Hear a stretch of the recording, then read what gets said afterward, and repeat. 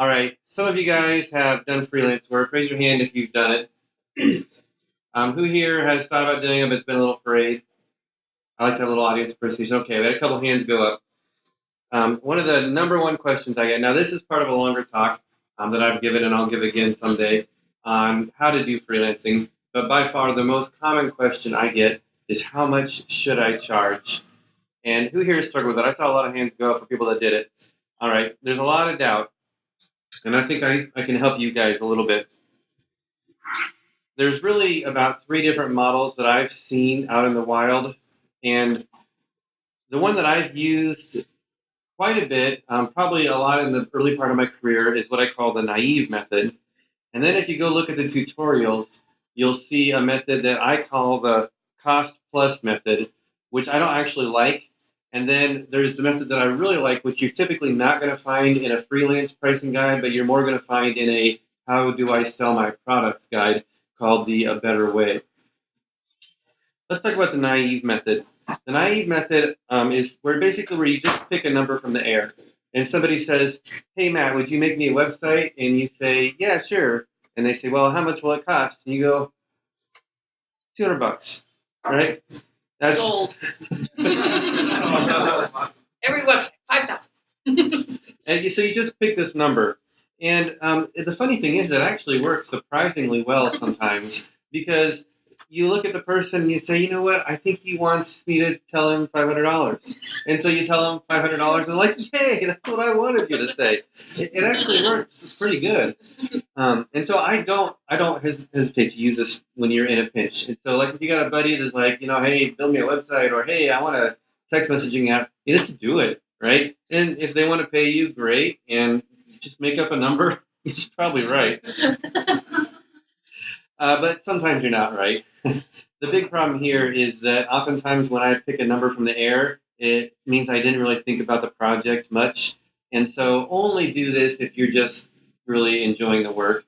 And so, for example, a lot of times when you start out freelancing, you just want some experience. Hey, I need a cool project to work on. And somebody says, here's a cool project and a little money. You go, great. That's just what I want.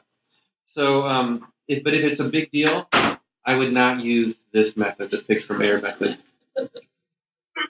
So if you go Google search, how much should I charge for my freelance, you're going to get this method that I call cost plus, or actually what I usually call it is the stupid method. Now, the stupid method actually sounds really scientific because what you do is you figure out your hourly rate. Okay, I want to make $45 an hour. Just, let's say that number. You pick that number from the air, right? $45 an hour. And then you figure out how long it's going to take you to do the work. Okay, I think this is 10 hours worth of work. And then you multiply or divide if you're working backwards or forwards. And you come up with, 45 times 10 is $450. Easy math, I'll charge you $450. And it's the name cost plus comes from the method of pricing products that you actually build because you take the cost of the materials and labor to make it, and you add your profit margin, and you come up with this final price. So, for example, if you have a hardware store and you sell screws, and you want to have a gross margin of 30%, then you would say, okay, this box of screws cost me $10, and I want a gross margin of 30%, so I charge $14.25, and that comes out with 30% margin. I don't recommend this method to use in your business, though, because it doesn't consider market conditions. Now, for example, who here does WordPress development? I know we got WordPress developers in here. All right, how much does a WordPress website cost if you bid it out to a business? I mean, it's pretty much $500 or $800, somewhere in there. I mean, if someone just says, hey, I got a small business, I want you to build a website for me. I mean, the marketing conditions around here, from what I've seen, has been $500, $800. Well, if it takes you 5 hours, if it takes you 50 hours, I mean, that's kind of what people expect to pay. And cost plus really doesn't take that into consideration. And ultimately, this is the big deal breaker right here, is that cost plus only works if you can really make good project estimates. And I'll just tell you that that's like the hardest thing in computing. And really, coming up with accurate estimates, that's a big job. And none of you are good at it, I think, right? Raise your hand if you're like really good at it. Are you really good at doing this? No, we all stink at it. We all make mistakes, right? But it leaves a lot of money on the table. It does. Because if somebody says, hey, I want a website, and you say, okay, well, it's going to take me 3 hours to do this, and my hourly rate is $45, okay, I'll charge you $115. Whoa, yes. That's great. Because some websites really are that simple, right? Why would you charge somebody $115 for a website, or $35? Sorry, my math isn't working right. You could go back to that $500 number that I quoted before, right? You say $500, and they're probably still going to say, great, that's what everybody seems to be charging, and I like you, so I'll do that, right? It leaves a lot of money on the table if you use cost plus. I've seen this happen a lot of times, and I'll give you a better example when I get to my better way.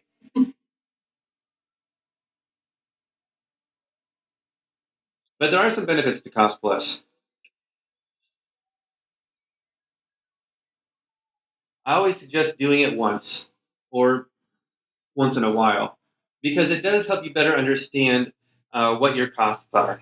Because when you do that pick from error method or the better method, every once in a while you realize that your algorithms or your whatever you're using to come up with those numbers might not be working great. Maybe you feel like you're making a lot of money, but then you realize your rent's due and you don't have enough.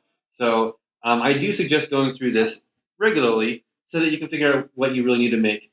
This is what a lot of people forget to realize when they're doing freelancing, is they forget that they usually can't charge for 40 hours a week. You can't bill for 40 hours. You work 40 hours or 50 or 60, but you probably don't bill for every single one of those hours. And so by working through this, you kind of figure out, you know what, I need to increase my hourly rate or whatever. The benefit of cost plus is it seems fair. Now that's a really stupid reason, but there is this sense of justice, right? Okay, this project's harder than that project, so I should charge more for this project, And so some people do like that. Again, I think that's a lame reason. I wouldn't go far with it.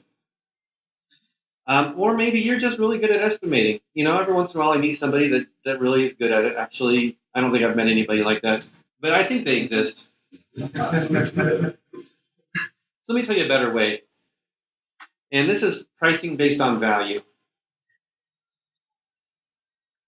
It's not fair. I'm okay with that. And it's similar to the pick from error method.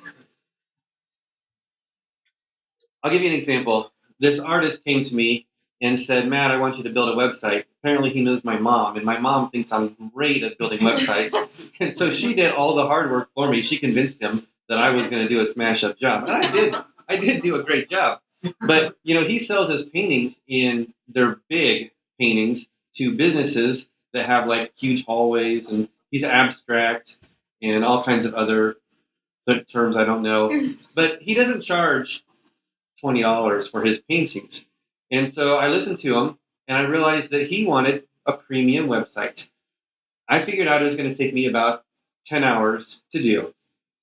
And so I charged him $2,000. Now, if I would have just gone with the method that we use, the fair method, I probably would have charged him, I think my rate is $60 at the time, $600 to make that website. But that left so much money on the table. And you think that he would be upset because I charged him $2,000? But no, he expected that a good website would cost $2,000. This is how you do it. You figure out how much the website is worth to them, and that's how much you charge. And sometimes your hourly rate is a little bit lower than you would like. Don't do too many of those. Sometimes, though, your hourly rate is a lot higher. You want to kind of get the balance so that you're making the right amount of money. Now, I'm just going to tell you, you're not going to get this right the first 10 times, right? It's going to be more like that pick from error technique, or maybe you'll do your cost plus or a little of both, but you get better at it. And here's how you do it. First of all, this crazy thing, you listen to them. Yeah, you listen to them because they have all these great ideas. They know what they want sometimes. And then you ask questions like this. Why do you need this app? Why do you need this text messaging service? How are you going to benefit? who is going to use it, how are they going to benefit, and then, this last question, everybody hates talking about money when you're having these business deal transactions, but it's what everybody's thinking about. And so just ask the questions, right? How are you going to make money on this? I was talking to a guy recently. He said, I'm going to go door to door selling my product. Well, he's not going to, that's not going to work too well. He had a full-time job. Hey, my wife and I had this idea. I'm going to go door to door selling this idea. Okay, well, you're probably not going to make a lot of money your first year. But listen, this is such a key question. Sometimes they're going to say, hey, I want you to make this report for me. It's going to save me $500. Okay, well, right a minute, right there, okay, well, this guy's not going to pay $600 for it. So, listen to those kinds of things. Now, I'll just tell you, don't be afraid of those jobs. I've made a lot of money doing reports and access. This one business in Florida, they paid me probably, I don't know, for 20 or 30 different reports, plus some custom Visual Basic development. All I had to do was the first time connect Microsoft Access to their database server for their ERP tool, and then I could go whip out a new report in a couple minutes, right? So, making $115, $120 on a report is no problem, as long as you just think through these things, right? Think through them. And the nice thing is when someone says little jobs like that, they tend to ask you to come back and do another little job later. And when you're freelancing, that repetitive work is a really big deal. Just have, those big jobs are the fun ones, but it's the little ones that just keep happening that tend to keep you going. And then don't be afraid to ask the budget, because that's the worst thing. I can't tell you how many times I've lost work because I was thinking this number and they were thinking, a different number. And it's just better, right? Sometimes you can, I'm getting ahead of myself. So whatever method you choose, pick a price and then sell it. And I particularly like the better method. This is kind of where I'm going with that. But what you need to do is you need to find the worth. Someone says, hey, I want you to build this app for me. And you say, well, how are you going to make money? And they tell you, and maybe their business model's got some legs to it.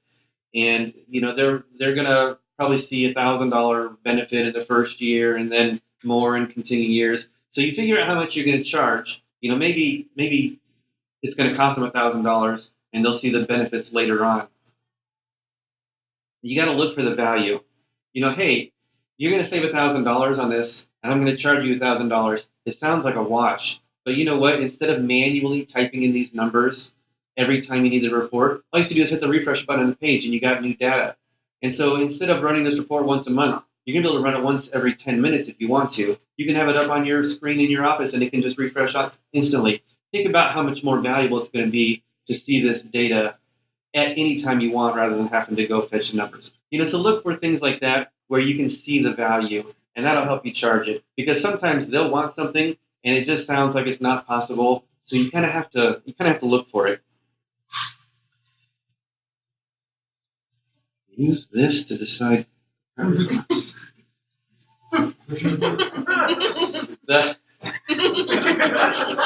made sense when I was rehearsing. That was the key to the whole thing. This is the really obvious bullet point here, and that is if they're not wanting to spend that much money, look for ways to lower the complexity, lower the effort, bring that price down. I don't turn away small projects just because they're small. Sometimes those turn into big projects. So look for options. And so you might have an idea. Oh, okay, this is going to be a $3,000 project, and you talk to them and you realize they're more like an $800 budget. So how can I bring those costs down, so that I can deliver something that's going to be valuable to them? And then sometimes, you have a big value, and so just use your imagination when it comes to picking that price. That's supposed to be a joke. But But here's what you have to do. If you're going to raise your price, fine, right? Raise your price. But then just make sure that you can show the value. There's that story about the wedding photographer. If you go Google how to price for freelancing, you'll hear it. She wanted to do less work because she was overworked in her wedding photography. So she raised her price, and everybody perceived that her photos were better. And so she got more business. So she raised her price again, and now people are flying her to different countries, right? Because she just kept raising her price and made her photos more valuable. So. So what you have to do is I booked her for my wedding. Just work on how to sell that value. This is really what I want to focus on, though, is, pick that price and then sell it based upon the value that you're actually providing, not based upon how much it cost you. That's really where you make the mistake. You think, oh, it only took me 3 hours to do this. Boy, I should charge this guy $150. No, don't do that. Right? How much is it worth to them? And that's how you come up with the price. All right, so here's a couple of tips. Man, every time I do this, every single time, you know what happens? Yeah. You know what happens? I never hear from them again, ever. I call them, I'm like, you know what, I shouldn't have sent them the price by email. I pick up the phone, goes to voicemail. Hey, let's talk about we have some flexibility in there. Never, they won't call me back. So never give the price by email because you lose all of your leverage, right? You want to know what their reaction is when they hear the price. Are they like, yeah, I had no idea it was going to be that cheap? You're like, well, this is the basic model. We also have the deluxe version. You want to be able to pick up on that. If you can do face-to-face, go for it. But if you can do the phone, I think you can get the key points. So, don't go by email. Don't send them an invoice, things like that. Listen to their response. Listen carefully.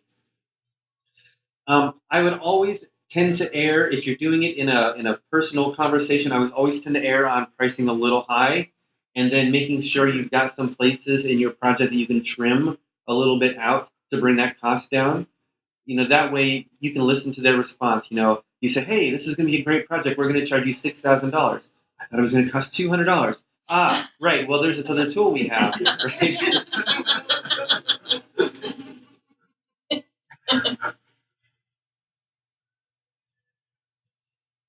But ultimately, I want to encourage you that if you guys want to do some freelancing, maybe there's a tool that you've been wanting to use and it's just not going to go at work, but you really want to do it and you don't have any ideas, right? Freelancing is a great way to explore some of these ideas.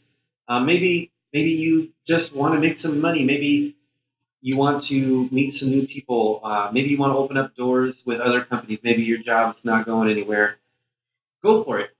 All three of these pricing methods, and I'm sure there's more that I've never even thought of, they can work, right? The worst case, you're talking about side work. The worst case scenario is, you just lowered your hourly rates. It's not that big of a deal. But if you're doing it for fun, if you're doing it for the experience, if you want to learn something new, it's going to be fine. Definitely do the cost plus exercise at once. You know what? Let me go back on this one. It's probably going to be fine. Just if they ever talk about lawyers, just tell them you've got a friend who's going to do this project for them and let them do it. Okay? So if as long as lawyers stay out of the conversation, you're going to be fine. Yeah. Do this cost plus exercise once because you really need to need to know what your costs are, and you'll be surprised. I estimate when I was doing full-time freelance work that I had 20 billable hours a month. Sometimes I was estimating a little high. You would not believe how long it takes to create these project estimates and timelines and getting people to return your calls. So, lower your, go through the exercise, put in far fewer billable hours than you think you're going to be able to do, which does inflate your hourly rate. I rarely charge less than $95 an hour anymore, and that's just for fun projects. This sounds like a high number, but, I don't think I could live off of it doing freelance for $95 an hour. It's higher than you think. And then listen to the customer. Listen for value words, right? What are they going to do with this project? Who's going to benefit? Hey, I'm building this. It's going to be used by executives at big companies, right? Okay, well, there's a value word. Oh, this is going to be used by new moms. Okay, there's another value word. This is going to save us, hours and hours every week. Okay, there's value words. Listen to those. Pick those out and use them to help you as you come up with your price. And that is it for this talk. But I do want to tell you that this is only a small part of another talk, and that is how to make money freelancing, which is a more of an hour and a half long talk. If you would like to hear the full talk, I've got a few people who've asked me to come give it. You can text me at that number, and I will let you know. Also, this is another one that I'll be giving soon. Foundations of Success. If you are just getting started in freelancing, that project is for you to help you get started. And that is it. Thank you for your time.